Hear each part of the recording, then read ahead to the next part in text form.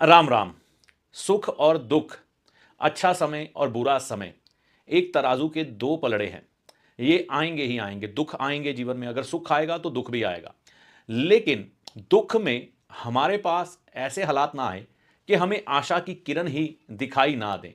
ये सबसे दुर्भाग्यपूर्ण है कि मान लीजिए कोई व्यक्ति दुख में चला गया, बुरे समय के जाल में चला गया, और उसे वापस उठने के लिए अगर कोई आशा की किरण ही ना मिले, किसी तिनके का सहारा भी ना मिले, ये सबसे दुर्भाग्यपूर्ण है। आज मैं आपको इसी बात पे समझाने की कोशिश करूंगा, कैसे हम अपने भाग्य को अच्छा कर सकते हैं, बना सकते हैं, जिससे कि जीवन आसानी से चलता रहे। ये वीडियो पूरा सुनिएगा। पूरा सुनने के बाद अगर आपको लगे कि इस चैनल को सब्सक्राइब करना चाहिए तो कर लीजिएगा। किसी के जीवन में समृद्धि आने का सबसे बड़ा सबूत क्या होगा? कैसे हम जानेंगे कि कोई व्यक्ति सुखी है, समृद्ध है? इसको हम समझेंगे कैसे? दो तीन रास्ते हैं। एक तो किसी व्यक्ति का बहुत बढ़िया मकान बन जाए तो हमें लगता है इसके पास पैसा आया है। दूसरा तरीका ये है, उसके पास बढ़िया गाड़ी हो, बढ़िया कपड़े पहनता हो, अच्छा खान पान करता हो, तो हमें लगता है कि व्यक्ति धनवान है। तीसरा तरीका क्या है ये समझने का कि किसी व्यक्ति के पास धन आया है, वह बड़े अच्छे और बढ़िया गहने पहनता हो, है ना? मतलब उसके घर की जो स्त्रियां हैं वह गहने पहनती हो गोल्ड के, और व्यक्ति ने भी कहीं ना कहीं गोल्ड धारण किया हो, तो हमें लगता है कि इस व्यक्ति के पास धन है। आज के समय में शायद ये बातें इतनी लागू ना हो, लेकिन पुरातन समय की अगर बात करें ना, जिस घर की स्त्री गोल्ड धारण नहीं करती थी, जिसके शरीर पर सोना नहीं होता था, गोल्ड नहीं होता था, उसको समाज इस नज़र से देखता था, शायद इनके पास धन नहीं है। ये बूर के लड्डू हैं। बूर के लड्डू क्या होते हैं? देखने में तो लड्डू के जैसे लगते हैं, लेकिन वो बूर किसी काम की नहीं होती। ना उसे खाया जा सकता है, ना हम उसे कोई काम में ला सकते हैं। तो बूर के लड्डू उसे कहते हैं, यानी कि बूर लकड़ी का एक बुरादा होता है, उसका लड्डू बन जाता है। तो कहने का मतलब मेरा ये है कि अगर आपके पास अच्छा मकान है, अच्छी गाड़ी है, अच्छा खान पान है, अच्छा रहन सहन है, अच्छे गहने, कई बार लोग क्या करते हैं, आर्टिफिशियल पहन लेते हैं। कई बार मकान कर्जे में होता है, खान पान और रुतबा उधार पर क्रेडिट कार्ड से चल रहा होता है, ईएमआई लगी होती हैं, और नकली गहने पहने होते हैं लोगों ने। ये परिस्थितियां किस समय बनती हैं? किस समय बनती हैं? मुझे आज भी याद हैं अपने बचपन की कुछ एक माताएं, बहनें जो गोल्ड बनाने पर बहुत जोर देती थी। उनके पास जब भी थोड़ा सा भी पैसा इकट्ठा होता था वो गोल्ड बना लेती थी। ऐसा क्यों? गोल्ड जो है ना, ये बृहस्पति के साथ जोड़कर देखा जाता है। अगर हम समझें तो ये बृहस्पति की वस्तु है। बृहस्पति जन्म पत्रिका में धन भाव, जो कि दूसरा भाव है, उसको रिप्रेजेंट करता है। आपकी नर संतान, उसको रिप्रेजेंट करता है। नवम भाव धर्म को रिप्रेजेंट करता है। 12वां भाव आपका मोक्ष, इसको रिप्रेजेंट करता है। और त्याग को भी कहीं ना कहीं बृहस्पति से जोड़कर देखा जाता है। तो ये त्याग की बात तो मैं अभी नहीं करूंगा आपके साथ। अगर आपको जीवन में धन चाहिए, आप चाहते हैं कि आप कर्ज में ना जाएं, है ना, तो आपको घर में गोल्ड बनाना ही पड़ेगा। अगर आपके घर में गोल्ड बिक चुका है, गिरवी पड़ चुका है, या गोल्ड बनाने पर आप इतनी तवज्जो नहीं देते, तो अभी कापी पेन उठा लीजिए और लिख लीजिए उस पे कि आपके घर में कभी सुख समृद्धि नहीं आएगी। अगर आप ये सोचते हैं ना कि आपके ऊपर से कर्ज उतर जाएं, आप एक अच्छी क्वालिटी लाइफ जिएं और जीवन में धन धान्य बढ़ जाए, तो ये भूल जाओ। ये नहीं होगा, ये नहीं होगा। हम अंग्रेज़ों की तरह ज़िंदगी तो जी पाएंगे, जो कमाएंगे सब उड़ा देंगे, कोई कल की चिंता नहीं है। लेकिन अगर आप चाहते हो आपके ऊपर कर्ज ना हो, धन की सिक्योरिटी रहे और परिवार में खुशहाली आए, तो गोल्ड बनाना ही पड़ेगा। हंस के बनाओ, रो के बनाओ। कई लोगों की ये सोच होती है गोल्ड बनाते हुए कि जब बुरा समय आएगा ना, तो आज गोल्ड बना लो, बुरे समय में अगर ज़रूरत पड़ी तो इसे बेच देंगे। ये सबसे मूर्खतापूर्ण स्थिति है।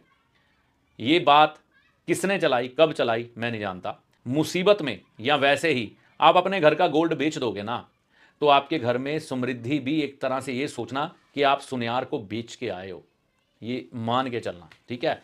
तो गोल्ड चाहे कम बनाओ, लेकिन इस दृष्टिकोण से बनाओ कि उसे बेचेंगे नहीं। बेटी के, बेटे के शादी पर दे सकते हैं, उसको देने में कोई बुराई नहीं है। आपने अपनी संतान को ही आगे ट्रांसफ़र करनी है तो उनकी शादियों पर, बेटे और बेटी की शादियों पर गोल्ड उन्हें दिया जा सकता है। बेचने के दृष्टिकोण से गोल्ड कभी मत बनाइएगा। अब यहाँ पर ये बात मैंने कई लोगों से बोली है, जितनी देर तक गोल्ड बनाने की नहीं सोचोगे, पैसा टिकेगा ही नहीं, जितना मर्जी जोर लगा लो। घर में एक बूढ़ा जो होता है ना, जो अपनी सारी ज़िंदगी के अनुभव तैयार करके 60 साल की उम्र में पहुँचता है, तो 60 साल की उम्र में पहुँचने का मतलब पता क्या होता है कि ज़िंदगी के हर तरह के धक्के उसने खा लिए हैं, लाभ भी कमाया, हानि भी उठाई, अच्छे व्यक्ति बुरे व्यक्ति से उसका पाला भी पड़ा। तो अब वो अनुभव देने के लिए आपको तैयार है, क्योंकि उसको इतना ज्ञान मिल चुका है कि वो अब आपको बांटेगा। तो आज के परिवेश में घर में से बूढ़े लोगों को निकाल दिया गया या उनसे चूल्हे अलग कर लिए, बृहस्पति से टूट गए, है ना, जो दादा था उससे टूट गए, उसको अलग कर दिया। कुछ बहुएं ऐसी आई, उनकी परवरिश ही कुछ ऐसी थी कि बेटा शादी करते ही सबसे पहले लड़के को अलग करना है। और जब उस बहू के भाई ने अपने माँ बाप को छोड़ना चाहा तो वही बहू जोर जोर से चिल्लाई कि माँ बाप तो बूढ़े हैं, ये कहाँ जाएंगे, इनका ख्याल कौन रखेगा। दूसरे के तुड़वा दो, अपने नहीं टूटने चाहिए।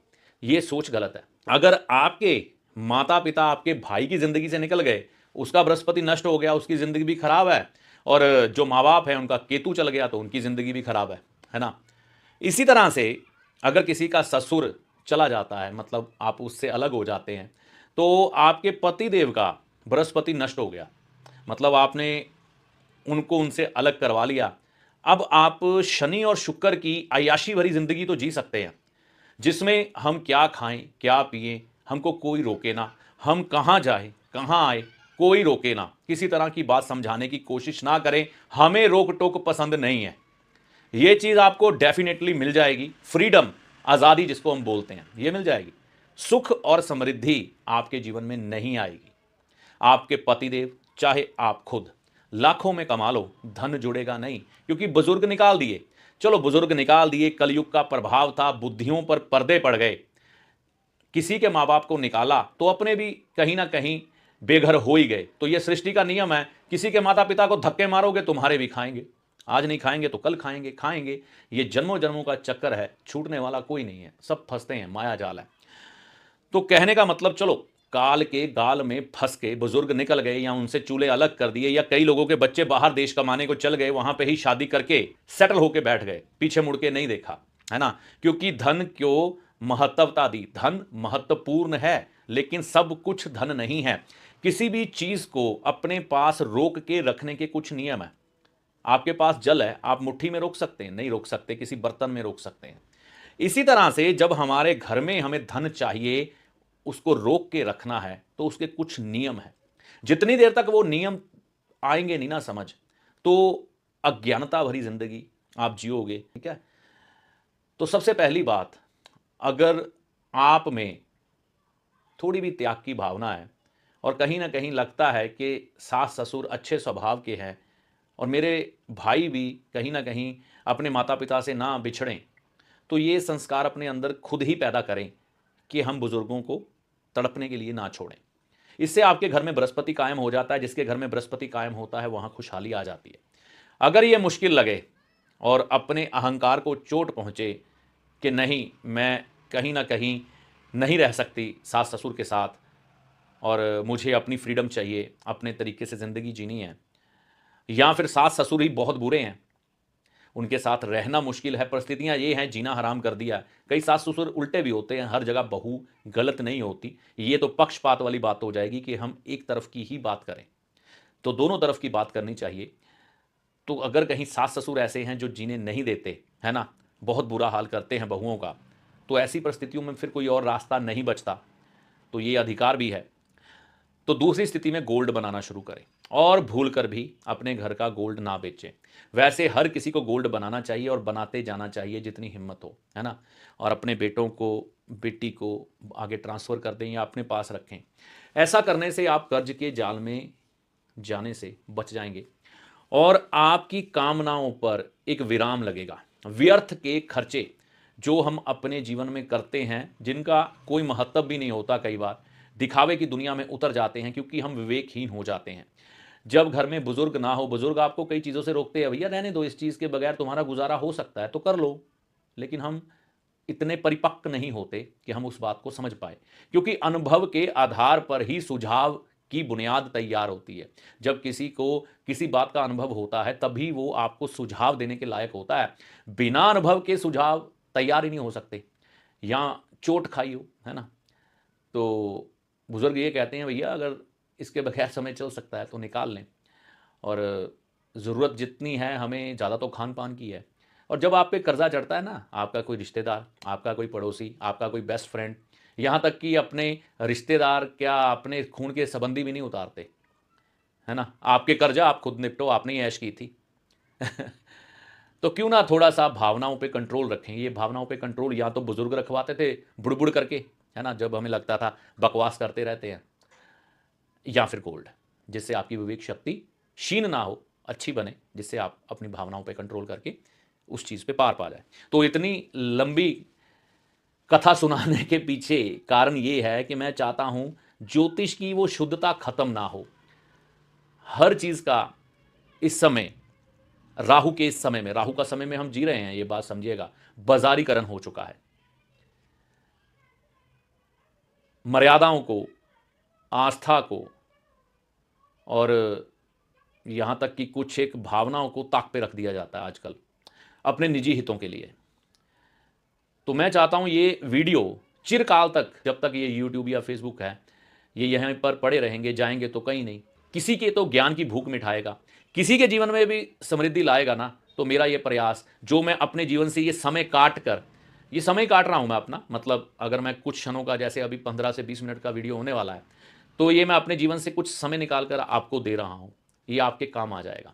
ये मेरे जीवन का एक तरह से आपको दान किया जा रहा है। मैं अपने समय का दान कर रहा हूं आपको, कि लोक हित में, लोगों की भलाई में ये किसी तरह से काम आए। बस इतना सा कहना है कि घर में गोल्ड ज़रूर बनाएं। गोल्ड बनाना ज़रूरी है।